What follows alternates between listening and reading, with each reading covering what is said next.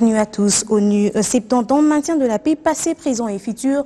C'est sous ce thème que la Terre célèbre aujourd'hui la journée internationale des casques bleus. C'est pour rendre hommage à ces hommes qui militent pour la paix dans le monde. Les Nations Unies invitent les États membres, les organisations, les organismes des Nations Unies à célébrer cette journée d'une manière particulière. Ils sont à travers le monde pour le maintien de la paix en zone de conflit armé. Les casques bleus ont été l'objet de la grande congratulation ce vendredi. En République démocratique du Congo, ces Onusiens ont bénéficié d'une journée commémorative particulière. Grande mission avec plus de 19 000 soldats, œuvrent au quotidien pour l'interposition, donc une première pour l'ONU qui fait réellement la guerre aux côtés des forces royalistes en RDC. Le gouvernement de la République démocratique du Congo ne ménagera aucun effort pour que la noble mission des casques bleus, celle de ramener la paix et de contribuer à défendre l'intégrité de notre territoire, aux côtés de nos forces de défense et de sécurité, puisse, dans un temps appréciable, se réaliser avec succès. Pour l'ONU, cette journée a deux objectifs principaux: rendre hommage aux hommes et aux femmes qui travaillent pour la paix à travers le monde et honorer la mémoire des soldats de la paix morts au champ de bataille. 130 000 depuis la création de l'ONU et plus de 10 en RDC depuis le début de cette année 2015. Au prix d'années de lutte et de sacrifices, vous êtes devenu un symbole d'espoir pour des millions de personnes qui vivent dans des pays ravagés par la guerre. Ici, en RDC, malgré les énormes défis auxquels vous faites face, vous avez toujours fait preuve de professionnalisme, de dévouement et de courage. Vous avez toujours su défendre les valeurs universelles, les valeurs de la paix, et montrer que vous étiez à la hauteur de la noble tâche qui vous a été confiée. Une cérémonie qui a débuté avec les dépôts de gerbes de fleurs en mémoire des casques bleus morts pour défendre la paix. À l'occasion, faisant le larron, les participants ont été conviés à une exposition des œuvres artistiques au Jardin de l'ONU en RDC, des œuvres qui portent essentiellement la signature des artistes congolais. Tous les thèmes ont été abordés par ces tableaux. Tour de jardin avec Christian Elongo et Christian Mwamba. Une trentaine d'œuvres artistiques exposées au Jardin de la représentation de l'Organisation des Nations Unies en RDC. Une manière pour l'ONU de faire participer les artistes peintres et sculpteurs, célébrer la paix, exprimée par la richesse culturelle, une des protections incluses dans la mission des casques bleus. Il y a un tableau derrière moi là, le retour de la paix. Je peins souvent sur la jeunesse, sur l'injustice sociale, tout autour de ce thème-là. Et puis je peins les enfants. Des tableaux qui parlent de la jeunesse et de la paix, comme cette impressionnante œuvre d'une femme enceinte constituée de plus de 12 000 douilles ramassées dans des différentes zones de conflit à travers la RDC. Au-delà de la guerre, au-delà de la douille, il y a la vie que je vais scander. Parce que la femme est en famille et l'enfant qui va naître, la douille va continuer. Donc à ma façon, j'ai dit que la guerre n'apporte rien du tout, si ce n'est que la désolation. Ici, c'est la vie que je vais montrer à travers cette œuvre. Une femme forte, mais qui par sa morphologie, est en train de marcher, qui va vers quelque part. On ne sait pas où, mais elle va quelque part. Par ailleurs, le chef de l'ONU RDC a reçu un cadeau, Martin Kobler. L'ONU joue également un grand rôle dans l'accompagnement du processus électoral, tout comme la communauté internationale. C'est le cas du Canada qui, par l'entremise de son ambassadeur, s'est entretenu avec la CENI, tout en signifiant un partenariat pouvant soutenir la politique qui va renforcer les institutions du pays, car il y a des défis à relever. Le Canada, encore une fois, dans cet esprit de partenariat et d'amitié, est très intéressé par le processus électoral. Pense que c'est très important qu'il ait lieu dans un esprit paisible et dans la transparence pour permettre une transition politique qui va ne faire que de renforcer les institutions du pays. Alors cet entretien avec la CENI, ces membres qui nous ont donné ce temps, a été très intéressant pour nous justement pour pouvoir être au fait sur le processus et les défis qu'il y a à surmonter et le progrès qui est fait. Maîtriser le droit des accusés ou des suspects tel que rendu par la CPI, un sujet qui a constitué le contenu de la formation à laquelle les journalistes de Kinshasa ont été conviés par la CPI. Cette session a également permis aux chevaliers de la plume de se familiariser aux termes judiciaires. La CPI, sa complexité et tous les mécanismes qui l'entourent, une matière que le journaliste ne néglige pas. Conviés à une session de formation, cette fois-ci, ils ont été éclairés sur le droit des accusés ou des suspects. Ce thème de la formation sur le droit de la défense a été exposé par Franck Moulenda, avocat à la CPI. Dans une série de questions-réponses, les chevaliers de la plume ont renforcé leurs capacités et surtout s'y sont familiarisés aux termes judiciaires qui leur permettra d'améliorer leur reportage. L'objectif de ces réunions que nous avons commencées depuis un bout de temps, c'est familiariser nos amis journalistes, les médias, à ces concepts, à ces expressions, que l'on sache, par exemple, ne fût-ce que lorsqu'on parle de la défense, quels sont les droits de la défense. C'était le cas aujourd'hui. On a parlé de la défense, les droits de l'accusé. Quels sont les droits de l'accusé? La Cour pénale internationale fonctionne depuis un certain temps, plus de 10 ans, et qu'elle a en charge la répression des crimes internationaux. Et qui dit crimes internationaux suppose l'existence de suspects et des accusés. Donc ça fait autant de droits qu'on reconnaît à ces personnes-là. Le rendez-vous est donc pris pour la prochaine session. Autre formation ce vendredi est celle de l'Union des femmes commerçantes du Congo qui a réuni ses membres sous les thèmes leadership économique de la femme congolaise. L'UFCO tient à rendre plus autonomes économiquement les femmes de son association. Fifi Lukusa. L'Union des femmes commerçantes du Congo, UFECO, prend l'option d'éveiller encore plus l'agressivité des affaires dans le chef de ses membres. Aussi, dans cette démarche, une journée de formation sur le leadership économique de la femme en RDC vient de marquer le processus de renforcement de capacités. Des sous-thèmes tels que autonomisation de la femme et de la jeune fille, exigence et procédures de création d'entreprises et enfin, découvrir son leadership et améliorer sa performance commerciale pourront les prédisposer à participer au développement du pays. Le renforcement des capacités des femmes s'inscrit étroitement dans la nouvelle dynamique lancée par le ministre du Genre, de la Famille et de l'Enfant pour l'autonomisation efficace et efficiente de la femme congolaise. J'encourage de telles initiatives et félicite les organisateurs pour avoir pensé à outiller les femmes des atouts majeurs devant leur permettre de voguer allègrement dans le monde des affaires, à savoir le monde économique réservé souvent aux hommes. La présidente de l'UFECO, Chibi Tchabene, explique ici le pourquoi de cet atelier dans son mot de bienvenue lu par la secrétaire générale. Dans la recherche du bien-être de ses membres et des femmes commerçantes en général, l'UFECO est parmi les 7 grandes associations réunies en synergie au sein de la plateforme de l'entrepreneuriat féminin, PEF RDC en cycle.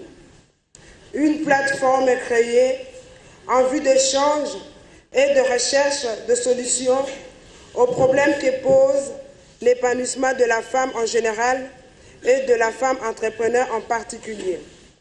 Cet atelier a été sanctionné par la remise de brevets aux participantes. Le Katanga vibre depuis ce jeudi au rythme du Katanga Business Meeting. Durant 3 jours, 160 exposants participent à ce grand rendez-vous économique qui a ouvert ses portes dans la ville cuprifère. L'objectif est d'offrir aux opérateurs économiques une plateforme d'échange en vue de booster les secteurs économiques dans la région. Fizamika, envoyé spécial. Avec 7000 m² d'espace pour accueillir 5000 visiteurs et 160 exposants, le site du bâtiment du 30 juin de Lubumbashi s'est mué en un véritable hub économique en vue d'abriter durant 3 jours la 2e édition du Katanga Business Meeting organisée par Musal Communication. La cérémonie d'ouverture de ce salon économique est intervenue en présence de plusieurs autorités et corps diplomatiques, dont le ministre national des Petites et Moyennes Entreprises.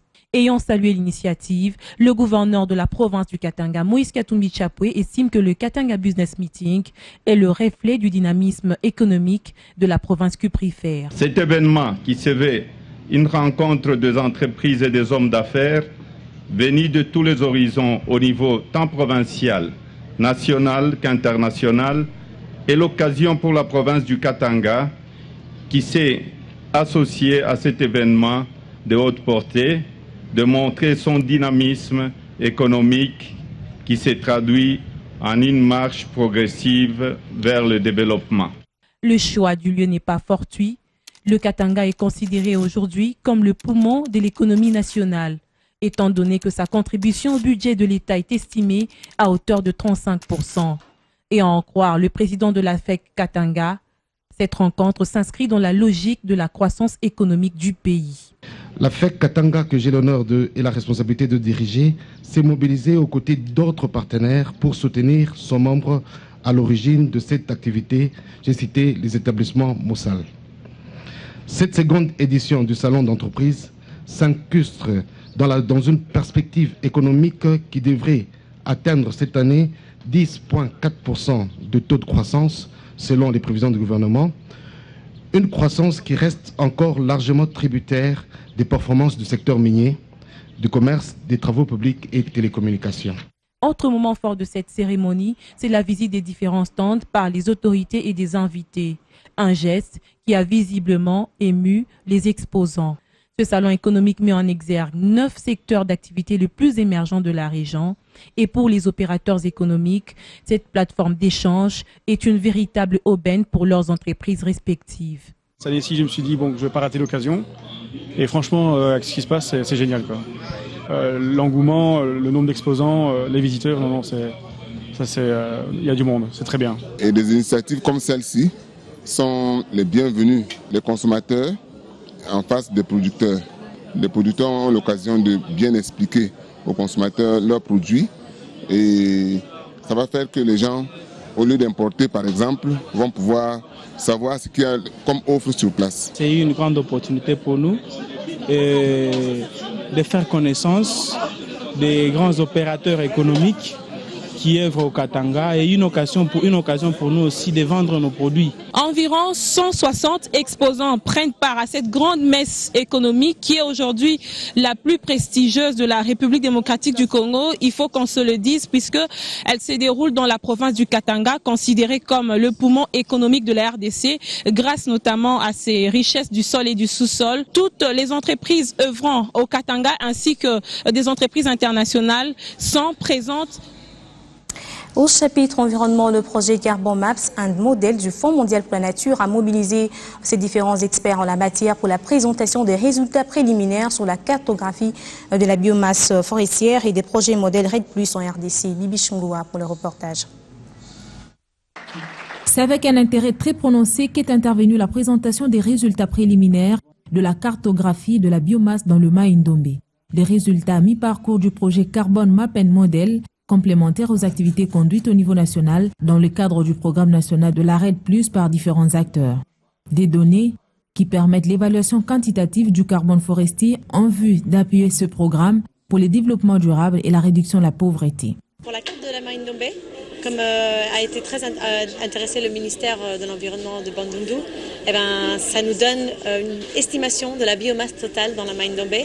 Donc ça nous aide à entrer dans les marchés de carbone et les programmes d'émissions de réduction qui va être financé par la Banque mondiale dans la région. Donc on va savoir quel est le taux de biomasse dans la région de la Mai-Ndombe et mettre en valeur cette biomasse pour éventuellement recevoir des paiements pour justement conserver ces stocks de carbone. S'articulant autour de l'évaluation du carbone, de sa comptabilité, dans le cadre du programme juridictionnel RED+, et le renforcement des capacités des acteurs, différents exposés ont fait preuve de la pertinence du projet, très bénéfique aussi pour le gouvernement provincial. Nous suivons de près tout ce qui concerne le cadre de projet du programme RED dans le Mai-Ndombe pour que les bénéfices justement retombent sur nos populations afin qu'ils puissent se développer. Le fait d'avoir préservé les forêts doit quand même donner un impact d'une manière ou d'une autre, raison pour laquelle nous sommes présents dans toutes ces assises pour donner des avis afin que nos considérations soient prises en compte. Le projet Carbone Map and Model, une initiative du Fonds mondial pour la nature mise en œuvre avec le soutien de l'Initiative internationale pour le climat. Le ministère de la décentralisation fait la vulgarisation de la décentralisation, son cheval de bataille. Salomon Banamouéré vient de séjourner pour se faire dans la province de l'Équateur, où différentes couches sociales de cette province viennent d'y être sensibilisées. Steve Bouy.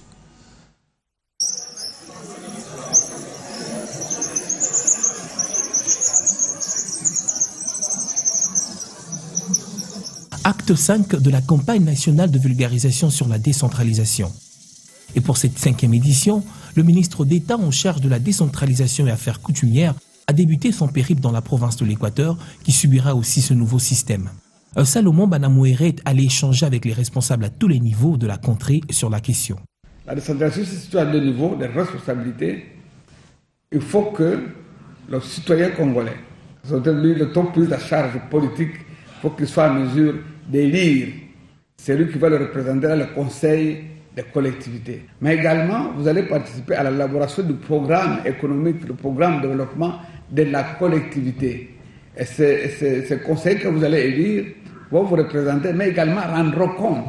Un message plutôt bien perçu par l'assistance qui a bien cerné ici le contour de ce nouveau mode de gestion. La décentralisation est une très bonne chose pour le pays, dit cette dame, pour que le pays aille désormais de l'avance, surtout l'Équateur qui était en régression, mais aussi pour que les ETD soient désormais très nombreux et qu'il y ait beaucoup d'emplois.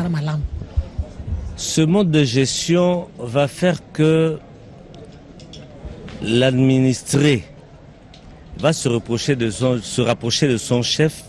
Alors, ça va faire que quand le gestionnaire donne de l'ordre, ça parvient directement et l'administré reçoit l'ordre directement du gestionnaire qui est proche de lui. Salomon Banamouéré n'a pu s'empêcher également de rappeler les uns les autres au respect des traditions, évoquant ici les problèmes rencontrés par les chefs coutumiers. Ce que nous déplorons tout simplement est que les autorités locales, au niveau de nos entités décentralisées, déconcentrées, ils ne respectent pas les chefs coutumiers. Mais heureusement que devant tout le monde, il a déclaré, il dit bien on ne peut pas changer les chefs coutumiers, ça c'est un pouvoir coutumier, et là on ne nomme pas, et on doit suivre donc l'arbre généalogique. Nous les chefs coutumiers, nous méritons des honneurs et du respect. Pourtant les administrateurs de territoire ne nous le donnent pas. Parfois ils élisent des responsables sans tenir compte des principes traditionnels établis. A noter que cette contrée se scinde en 5, à savoir Mbadaka aura comme chef-lieu la Nouvelle-Équateur, Guémena aura comme chef-lieu le sud Ubangi, Gbadolité aura comme chef-lieu le nord Ubangi, Lissala chef-lieu la Mongala et enfin Boende chef-lieu de la Tchouap. La décentralisation n'est pas que l'apanage des Équatoriens, mais également des Gomatraciens, où une dizaine d'étudiants des différentes universités de la ville de Goma prônent la défense du territoire par la base. Dans une déclaration à la presse ce vendredi, devant l'Université du Lac, il lance un appel au gouvernement congolais pour mettre fin aux tueries de Béni. Patrick Sialoura pour la correspondance. Nous, étudiants de la ville de Goma, avons de larmes aux yeux qui nous poussent à compatir et à relayer les cris des cœurs de la population du Nord Kivu en général, celle de la région de Béni en particulier, face à la crise sécuritaire qui ne cesse de s'accentuer du jour au jour. Présentons notre compassion à toutes les victimes des massacres de Béni et leur témoignons notre solidarité à tous égards. Pour ce faire, une attention plus particulière doit être accordée à la population de Béni, aussi par le gouvernement provincial et central. Face à cette situation, nous proposons ce qui suit. Au gouvernement central de mettre en place de nouvelles stratégies qui permettront de mettre fin au massacre et de garantir la paix et la sécurité à la population de cette région. De décréter aide nationale en mémoire de plus de 400 compatriotes lâchement et froidement égorgés.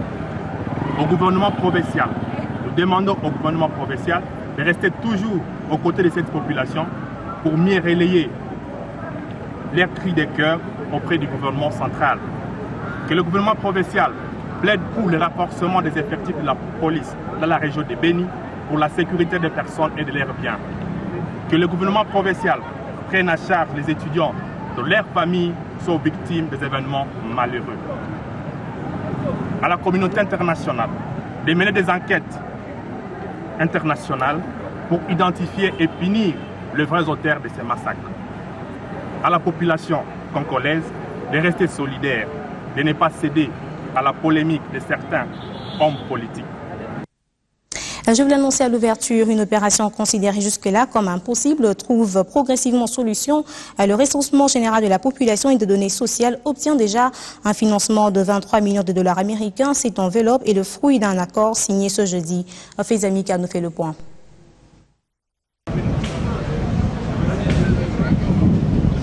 Le ministre des Finances de la République démocratique du Congo ramène des assemblées annuelles de la Banque africaine de développement près de 23 millions de dollars américains en faveur de projets d'appui au recensement général de la population en République démocratique du Congo. Le ministre Henri-Yves Moulang ainsi que le vice-président de la BAD, Ali Abou Saba, ont signé ce jeudi 28 mai 2015 cet accord de financement. Une manière de doter la République démocratique du Congo des données statistiques fiables pour la planification et le développement. Pour Henri-Yves Moulang, le budget attendu pour ce projet est d'environ 145 millions de dollars américains à cofinancer concurremment par le gouvernement de la République ainsi que d'autres bailleurs de fonds tels que la Chine, le Japon, la Banque mondiale ainsi que la Banque africaine de développement. C'est un exercice très important pour les RDC pour les questions de planification. La dernière donnée disponible, c'est presque 30 ans c'est presque depuis 30 ans. Alors c'était vraiment important et nous félicite le gouvernement d'avoir pris mesure pour commencer de faire le recensement. C'est vraiment très important pour les pays, pour la planification du développement. À noter que le premier recensement général de la population en République démocratique du Congo remonte d'il y a 31 ans, soit en 1984. En sport, avant de nous séparer, élection au sein de la Fédération internationale de football association après avoir battu le prince qatari au premier tour avec 136 voix contre 73 sur un total de 209 voix. Le président sortant Joseph Blatter est réélu pour un 5e mandat à la tête de cette institution internationale de football. Il faudra noter que pour être élu, il faut obtenir le vote à la majorité de 2 tiers, soit 139 voix sur un total de 209 voix. Fin cette édition d'actualité, je vous retrouve demain avec le même plaisir.